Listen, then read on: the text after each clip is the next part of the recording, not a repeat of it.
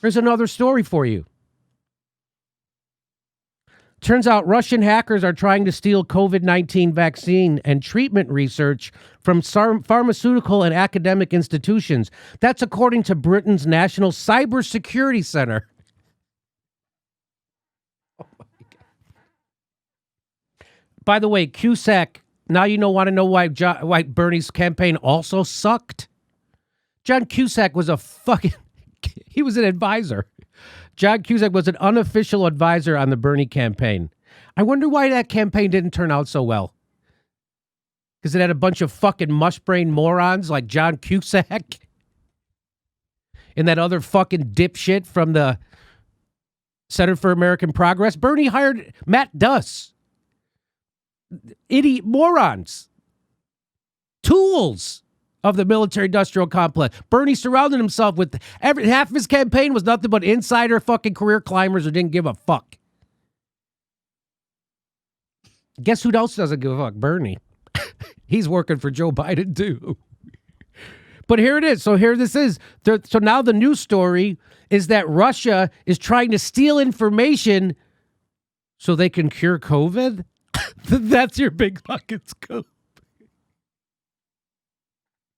So they can cure COVID? Shouldn't this all be available freely to everybody who wants to try to cure COVID? Why is it a secret? Why is any of the science on COVID a secret? Why? Is John Cusack in charge of the COVID thing and someone that dumb? Hey, we better not let Russia invent a cure for COVID. Why? Because I'm John Cusack and I don't know what the fuck I'm talking about. In several cases, get this. Here we go. This is an actual story. In several cases, malware was found within U.S. pharmaceutical companies, said 3 investigators familiar with the matter who spoke on condition of anonymity to discuss confidential information. That's what no lube. I'm giving you the double CK with no lube. It hurts. Ow, ow, ow. It burns.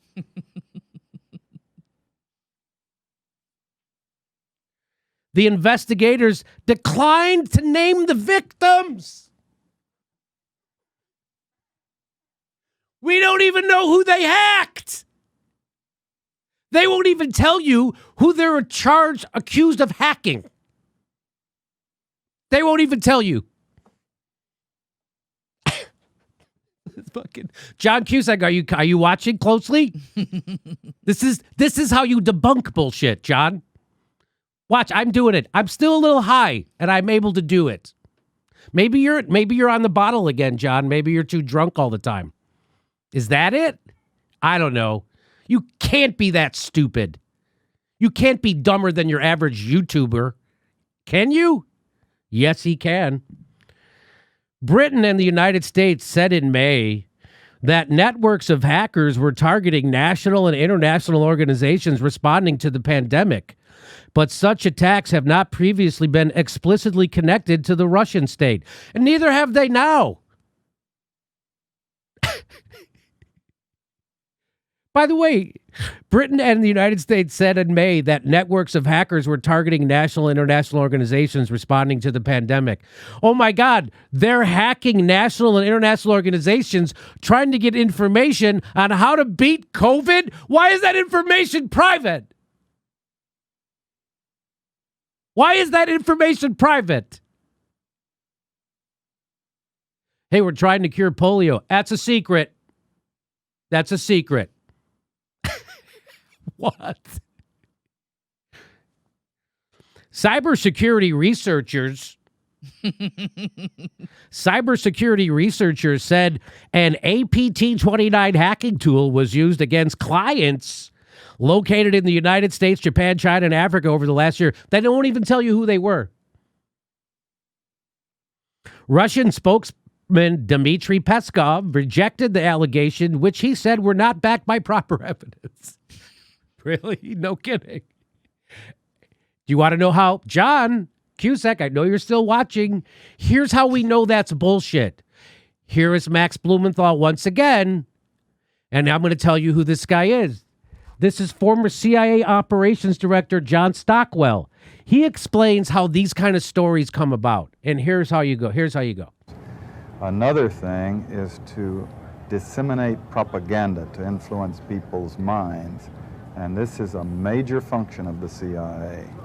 And unfortunately, of course, it overlaps into the gathering of information. You have contact with a journalist, you will give him true stories, you'll get information from him, you'll also give him false stories. Did you buy his confidence with true stories? You buy his confidence and set him up. We've seen this happen recently with Jack Anderson, for example, who has his intelligence sources, and he has also admitted that he's been set up by them. You know, every fifth story just simply being false. You also work on their human vulnerabilities to recruit them in a classic sense, to make them your agent so that you can control what they do, so you don't have to set them up sort of, you know, by putting one over on them. So you can say, here, plant this one next Tuesday. Can you do this with responsible reporters? Yes, the Church Committee brought it out in 1975, and then Woodward and Bernstein put an article in Rolling Stone a couple of years later.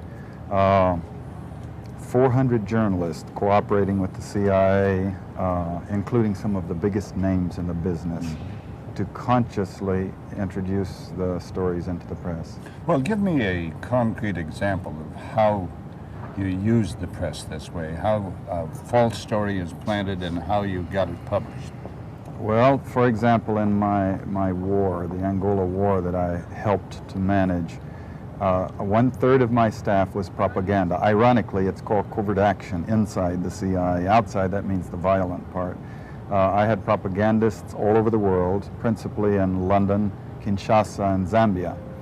We would take stories which we would write and put them in the Zambia Times, and then pull them out and send them to a journalist on our payroll in Europe. But his cover story, you see, would be that he'd gotten them from his stringer in Lusaka, who had gotten them from the Zambia Times. So that's very much like what happened in the run-up to the Iraq War, when Dick Cheney would tell Judith Miller that we found aluminum tubes that Iraq is using for weapons of mass destruction. She would then print that on the front page of the New York Times. Cheney would then go on Meet the Press and say, look, the New York Times is reporting this. And why was Judith Miller given access to the front page of the New York Times and not edited? I guess we'll never know. Is it because the New York Times is in bed with the CIA and yes! And they're owned by billionaires? Yes! So there you go, John Cusack. Anytime you want to send me a handwritten note saying I apologize for being such a fucking obvious shit fuck, I will accept it. Hey, this is the part where I tell you where our live shows are, but there aren't any. And then I would tell you to go join our premium, but nobody has a fucking job. So why don't you just enjoy the video?